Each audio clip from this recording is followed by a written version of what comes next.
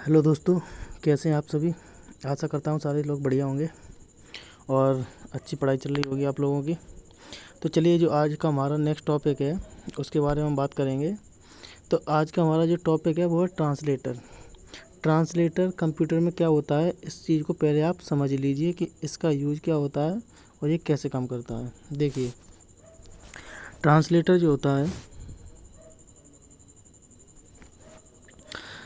Translator क्या होता है, जैसे कि आपने हार्डवेयर पढ़ा था, उसके बाद सॉफ्टवेयर को भी देखा था। तो कोई भी हार्डवेयर डिवाइस जो होती है, हार्डवेयर डिवाइस वो किससे चलती है, सॉफ्टवेयर से। जैसे कि आपका ये कंप्यूटर सॉफ्ट हार्डवेयर है, ये किससे चलता है, सॉफ्टवेयर से, सॉफ्टवेयर से चलता है। अब जो सॉफ्टवेयर होता है, ट्रांसलेटर को समझने से पहले आपको सॉफ्टवेयर समझना पड़ेगा। जैसे कि सॉफ्टवेयर है, तो सॉफ्टवेयर के दो टाइप्स होती हैं। एक टाइप्स होता है आपका सिस्टम सॉफ्टवेयर और एक टाइप होता है आपका एप्लीकेशन सॉफ्टवेयर। तो आपके कंप्यूटर को जो ऑन करता है, जो आपके कंप्यूटर की आत्मा है, जिसके डाले बिना या जिसके इंस्टॉल बिना हुए वो काम नहीं कर सकता, वो होता है आपका सिस्टम सॉफ्टवेयर। सिस्टम सॉफ्टवेयर जो होता है, ये क्या होता है, जैसे कि सॉफ्टवेयर दो टाइप्स के आपने देखे, सिस्टम और एप्लीकेशन सॉफ्टवेयर। तो जो सिस्टम सॉफ्टवेयर होता है, इसके अंदर ही आपका आता है ऑपरेटिंग सिस्टम। ठीक है, ऑपरेटिंग सिस्टम जिसे हम कहते हैं विंडो, आसान भाषा में। दूसरा इसमें आता है ट्रांसलेटर, सिस्टम सॉफ्टवेयर में ट्रांसलेटर। उसके बाद इसमें आता है आपका लिंकर, उसके बाद आता है लोडर। तो ये सारे क्या हैं, ये सारे के सारे सिस्टम सॉफ्टवेयर के ही भाग होते हैं। इसी में आता है आपका फाइल मैनेजमेंट, डिफ्रेगमेंटेशन। ये सारी की सारी चीज़ें किस में आती हैं, सिस्टम सॉफ्टवेयर के अंतर्गत ही आती हैं, जो आपके सिस्टम को मैनेज करता है, उसको ओपन करता है, उसका जो फाइलों को लिंक करना, फाइलों को लोड करना, ये सारा काम किसका होता है, सिस्टम सॉफ्टवेयर का। तो सिस्टम सॉफ्टवेयर के अंतर्गत ही आता है आपका ट्रांसलेटर। तो आज हम इसी ट्रांसलेटर के बारे में बात करेंगे। बाकी की जब हम सॉफ्टवेयर पढ़ेंगे तो उसके अंदर हम ट्रांसलेटर को एक बार फिर से रिवाइज कर लेंगे। ठीक है, तो देखिए, ट्रांसलेटर जो आपका होता है वो मेनली तीन टाइप्स का होता है। एक होता है असेंबलर, कंपाइलर और इंटरप्रेटर। अब इसमें यह क्या करता है ट्रांसलेटर कंप्यूटर में, तो जो आपका कंप्यूटर है, अब कंप्यूटर में क्या होता है कि आपने जो निर्देश दिए, ये आपका कंप्यूटर है, आप जो भी निर्देश देते हैं, इनपुट देते हैं, तो आपके द्वारा दिए गए इंस्ट्रक्शन, कमांड्स, इनपुट कंप्यूटर आपकी भाषा में नहीं समझता है। कंप्यूटर सिर्फ़ और सिर्फ किस भाषा में समझता है, वो आपकी और सिर्फ मशीन भाषा को समझता है। बस इस मशीन भाषा के सिवा कंप्यूटर कुछ भी नहीं समझता है। और आप मशीन भाषा में तो कोडिंग करते नहीं हैं, आप तो अपने फॉर्मेट में कोडिंग करते हैं। जैसे कि हाई लेवल लैंग्वेज में, असेंबली लैंग्वेज में आप कोड देते हैं कंप्यूटर को, लेकिन कंप्यूटर सिर्फ और सिर्फ मशीन भाषा को समझता है। तो ये जो ट्रांसलेटर होता है, इसका काम होता है ट्रांसलेटर का एक बीच में संचार माध्यम स्थापित करना। जैसे मान लीजिए आपने यहाँ से कोई इनपुट दिया, ये आपकी मशीन है कंप्यूटर। अब वो कंप्यूटर में इनपुट गया, अब कंप्यूटर में जो इनपुट गया तो कंप्यूटर तो समझ नहीं पाएगा कि आपने क्या दिया है। आपने ABCD कुछ भी लिख दिया और कंप्यूटर को दे दिया। कंप्यूटर ABCD कैसे लिखेगा, तो ये ट्रांसलेटर जो होता है इस लैंग्वेज को किस भाषा में कन्वर्ट करेगा, मशीन भाषा में। और मशीन भाषा में कन्वर्ट करके ये किसको दे देगा, कंप्यूटर को। तो कंप्यूटर मशीन भाषा में समझ जाएगा। अब उसी भाषा का ये आपको जब आपको रिस्पॉन्स देगा तो ये मशीन भाषा में ही देगा। और ट्रांसलेशन क्या करेगा, ट्रांसलेटर जो होता है वो आपको हाई लेवल लैंग्वेज में कन्वर्ट करके आपकी भाषा में आपको आउटपुट दिखा देगा। तो ये ट्रांसलेटर का काम होता है। ये मेनली 3 टाइप्स के होते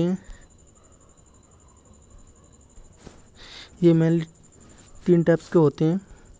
जैसे कि पहला इसमें आपको देखने के लिए मिलेगा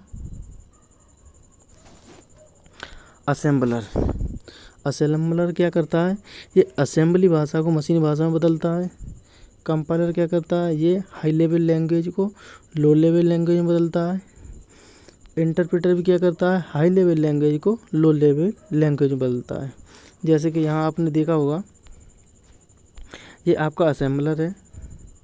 जो असेंबली लैंग्वेज प्रोग्राम जो लिखे जाते हैं उनको ये मशीन लैंग्वेज में क्या करता है, कन्वर्ट करता है। तो आइए इसको पढ़ते हैं। देखिए पहले हम पढ़ते हैं असेंबलर को। तो हाई लेवल लैंग्वेज में लिखे प्रोग्राम को किसी भी मशीन कोड में कन्वर्ट करना, इसके लिए हम 2 तकनीकों का उपयोग करते हैं। पहला, पूरे प्रोग्राम को कन्वर्ट करना तथा उसके बाद मशीन भाषा वाले प्रोग्राम को रन करना। ये कंपाइलर का काम होता है। ठीक है, इसको आगे देखेंगे। प्रत्येक निर्देश को एक एक करके एग्जीक्यूट करना कंपाइल करता कहलाता है। दूसरे विधि से कन्वर्जन करने वाले इंटरप्रेटर कहलाते हैं। ये इसकी परिभाषा दी हुई है इंटरप्रेटर की और कंपाइलर की। ये कंपाइलर की परिभाषा है, ये इंटरप्रेटर की परिभाषा है। और तो इसमें असेंबलर की कोई परिभाषा नहीं दी गई है। असेंबलर के लिए सिर्फ एक ये ग्राफ बना दिया है कि वो असेंबली भाषाओं को मशीन भाषा में कन्वर्ट करता है। अब असेंबली भाषा क्या होती है, जैसे आपका plus, minus, subtraction, divide, percentage, star, multiply, ये सारी जो चिन्ह होते हैं, ये इसकी जो भाषाएं होती हैं सिंबल्स की, तो इन्हीं सिंबल्स को असेंबली भाषा कहते हैं। असेंबली भाषा भी कह सकते हैं इसको, और इसको सिंबॉलिक लैंग्वेज भी कह सकते हैं। सिंबॉलिक, ठीक है, सिंबॉलिक लैंग्वेज भी कह सकते हैं इसको। तो ये सिंबल्स को मशीन भाषा में कन्वर्ट करके बताता है कि ये सिंबल्स आया है, इसका कोड ये है। अब कंपाइलर क्या होता है, देखिए जैसे कि यहाँ कंपाइलर है। अब आपने कोई प्रोग्राम लिखा है यहाँ पर, अब आपने को एग्जीक्यूट करना है, प्रोसेस करना है। तो ये जब आप कंप्यूटर में डालेंगे, टाइप करेंगे, भेजेंगे, तो ये कंपाइलर क्या करेगा, इस पूरे प्रोग्राम को पढ़ लेगा। पढ़ने के बाद फिर कंपाइल करेगा। जैसे आपने कोई प्रोग्राम लिखा कोडिंग की, और उस कोडिंग को ये पहले पूरा पढ़ेगा, उसके बाद कन्वर्ट करेगा। कन्वर्ट करने के बाद इसमें कहीं भी एरर आ रही होगी तो वो आपको एरर बता देगा कि ये एरर आ रही है, ये आ रही है, ये आ रही है, ये आ रही है, इसको आप सही करिए। तो जैसे ही आप सही कर लेंगे वो पूरा प्रोग्राम रन कर देगा। ये होता है कंपाइलर। इंटरप्रेटर क्या होता है, इंटरप्रेटर में क्या होता है, जैसे यहाँ आपने कोई कोडिंग लिखी, कोई प्रोग्राम लिखा, तो अब जब आप इसको कंप्यूटर में कंपाइल कराओगे, इंटरप्रेटर कराओगे, एग्जीक्यूट कराओगे, तो इंटरप्रेटर क्या करेगा, इसकी एक लाइन पढ़ेगा और उसको देखेगा कि इसमें कोई प्रॉब्लम तो नहीं है, उसको एग्जीक्यूट कर देगा। फिर दूसरी लाइन पढ़ेगा, फिर उसको एग्जीक्यूट कर देगा। फिर तीसरी लाइन पढ़ेगा, फिर उसको एग्जीक्यूट। जिस भी लाइन में जहाँ भी इसको एरर मिल जाएगी, ये वहीं रुक जाएगा और कंपाइल नहीं करेगा पूरे को। फिर जब तक वो एरर सही नहीं हो जाएगी तब तक ये आगे नहीं बढ़ेगा। जबकि कंपाइलर में ऐसा नहीं होता है। कंपाइलर पूरा ट्रांसलेट कर देता है, उसके बाद आपको एक एक करके उसमें आप सही कर सकते हैं। लेकिन ये जब तक आप सही नहीं करेंगे तब तक ये आगे नहीं बढ़ेगा। ये इनमें डिफरेंस होता है। देखिए, कंपाइलर जो होता है, हाई लेवल लैंग्वेज को मशीन भाषा में कन्वर्ट करने के लिए कंपाइल का उपयोग किया जाता है। हाई लेवल लैंग्वेज में लिखे प्रोग्राम को सोर्स प्रोग्राम तथा कन्वर्जन के बाद प्राप्त होने वाले मशीन प्रोग्राम को ऑब्जेक्ट प्रोग्राम कहते हैं।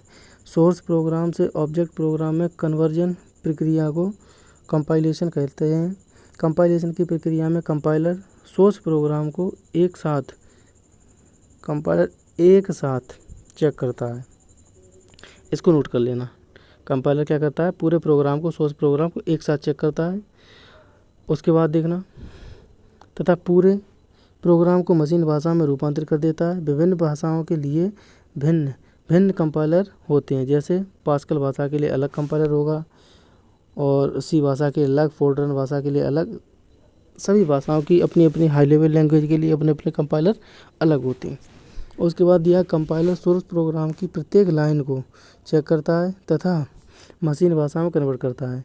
प्रत्येक निर्देश को चेक करते समय वह प्रोग्राम में से गलतियां भी निकालता है तथा उन्हें एक साथ डिस्प्ले करता है। कंपाइलेशन की प्रक्रिया तब तक पूरी नहीं होती जब तक कि सभी गलतियां समाप्त नहीं होती। एक बार किसी सोर्स प्रोग्राम को ऑब्जेक्ट प्रोग्राम में कन्वर्ट करने के बाद बार बार दो कंपाइलर की आवश्यकता नहीं होती है। नेक्स्ट टाइम हम ऑब्जेक्ट कोड को सीधे रन कर सकते हैं। ठीक है, तो ये क्या करता है, एक साथ पूरे प्रोग्राम को क्या करता है, कंपाइल करता है। जबकि इसमें क्या होता है इंटरप्रेटर में, यहाँ देखिए ये लाइन बाय लाइन एग्जीक्यूट करता है। यह एक अन्य प्रकार का ट्रांसलेटर है जो हाई लेवल लैंग्वेज में लिखे गए प्रोग्राम को मशीन भाषा में कन्वर्ट करता है तथा साथ ही एग्जीक्यूट भी करता है। ट्रांसलेशन व एग्जीक्यूशन दोनों एक बाद एक चलते रहते हैं, अर्थात इंटरप्रेटर एक लाइन को चेक करता है, यहाँ देखना लाइन बाय लाइन को चेक करता है।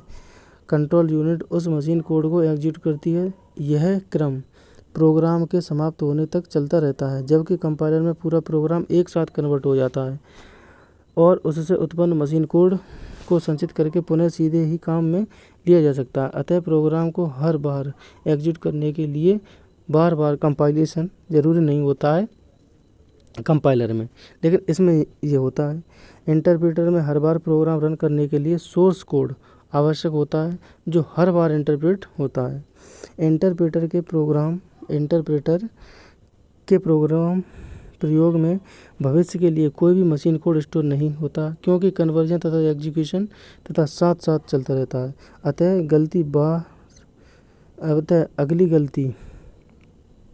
अगली बार जब भी निर्देश प्रोग्राम में आता है उसे पुनः रूपांतरित करता पड़ता है। इंटरप्रेटर कंपाइलर की तुलना में सरल तथा शीघ्रता से प्रत्युत्तर देने वाला ट्रांसलेटर है, परंतु इंटरप्रेटर में समय अधिक लगता है। असेंबलर की परिभाषा यहाँ दी है, यहाँ देख लेते हैं। वही असेंबली भाषा में कन्वर्ट करता है, बस इससे ज़्यादा नहीं है। असेंबली लैंग्वेज में लिखे प्रोग्राम को मशीन भाषा में कन्वर्ट करता है। प्रत्येक कंप्यूटर की अपनी मशीन भाषा तथा असेंबली लैंग्वेज होती है, अतः विभिन्न प्रकार की मशीनों के लिए विभिन्न कन्वर्टर का प्रयोग किया जाता है। बस ये होता है। उसके बाद देखेंगे एप्लीकेशन सॉफ्टवेयर, ये सिस्टम सॉफ्टवेयर के अंतर्गत ही आता है। उसके बाद एक एप्लीकेशन सॉफ्टवेयर का रिव्यू देख लेते हैं। नहीं तो हम एक काम करते हैं, इसमें हमने ट्रांसलेटर पढ़ लिए, हम अगली क्लास में सॉफ्टवेयर को ही पढ़ेंगे। तो उसमें वहाँ क्या करेंगे, हम जब हम सॉफ्टवेयर को पढ़ेंगे तो सॉफ्टवेयर जब हम पढ़ेंगे, एक सेकंड, सॉफ्टवेयर, ओहो बार सॉफ्टवेयर, वहाँ जब हम सॉफ्टवेयर पढ़ेंगे तो उसमें हम सिस्टम सॉफ्टवेयर से स्टार्ट करेंगे। सिस्टम सॉफ्टवेयर, उसके बाद हम एप्लीकेशन सॉफ्टवेयर पढ़ेंगे। ठीक है, फिर सिस्टम सॉफ्टवेयर के अंतर्गत क्या आता है वो पढ़ेंगे, फिर एप्लीकेशन के सॉफ्टवेयर के अंतर्गत क्या आता है वो पढ़ेंगे। तो हम नेक्स्ट क्लास जो लेके आएंगे वो सॉफ्टवेयर से ही लेके आएंगे। ठीक है, तो चलो मिलते हैं नेक्स्ट क्लास में, तब तक के लिए धन्यवाद।